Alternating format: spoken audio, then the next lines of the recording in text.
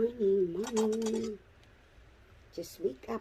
At ito lang yung breakfast ni Lalala. Avocado with loaf bread. So, ang gagawin ko is, ito lang yung ipalaman ko kasi healthy ito.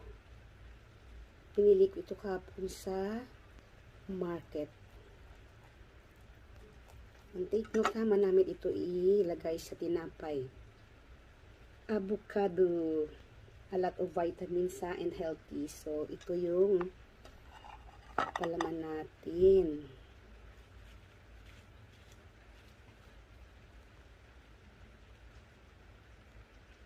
First day ko today ay wow. So, this is it. Yan lang.